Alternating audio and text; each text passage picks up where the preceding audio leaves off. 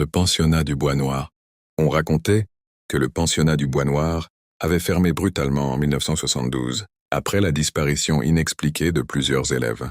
Depuis, l'immense bâtiment décrépit reposait en lisière de forêt, vide et oublié. Un soir d'automne, Thomas et ses amis, en quête de sensations fortes, décidèrent d'explorer les lieux. Armés de lampes torches et de caméras, ils franchirent les grilles rouillées, riant nerveusement pour masquer leur malaise. Dès qu'ils entrèrent, une odeur de moisie et de terreur ancienne les enveloppa. Les couloirs étaient déserts, tapissés de papier jauni, de vieux jouets cassés. Au mur, de vieilles photos de classe semblaient les observer, leurs regards ternis par les années. Dans une salle de classe abandonnée, Thomas trouva un carnet posé sur un pupitre. Il l'ouvrit. Les pages étaient couvertes d'une écriture tremblante. Ne pas écouter les voix. Ne pas répondre. Ils prennent ceux qui répondent. À ce moment-là, un murmure glissa dans l'air presque imperceptible. Thomas. Il se retourna brusquement, mais il n'y avait personne. Les autres, eux aussi, semblaient entendre leurs prénoms chuchotés par une voix d'enfant. Pris de panique, le groupe décida de repartir.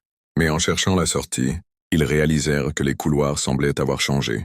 À chaque porte franchie, ils revenaient à la même salle de classe, celle avec le carnet. Thomas, terrifié, lut à haute voix une autre phrase griffonnée à l'encre noire. « Si tu restes, tu resteras pour toujours. » Les lumières de leurs lampes vacillèrent. Dans l'ombre, des silhouettes d'enfants se détachaient lentement, silencieuses, leurs yeux vides fixés sur eux. L'un après l'autre, les amis de Thomas furent tapés par les ténèbres. Il courut, hurlant, cherchant désespérément une sortie. Quand il atteignit enfin la grille du pensionnat, le soleil se levait. Essoufflé, le cœur battant, il se retourna une dernière fois. Derrière les fenêtres poussiéreuses, les silhouettes des enfants le regardaient. Parmi eux, il vit ses amis, figés dans un éternel adieu. Personne ne revit jamais Thomas. Quelques années plus tard, de nouveaux curieux explorèrent les ruines du pensionnat du Bois Noir. Dans une vieille salle de classe, ils trouvèrent un carnet. Sur la première page, une nouvelle écriture tremblante disait « Ne pas écouter les voix, ne pas répondre. Ils prennent ceux qui répondent. »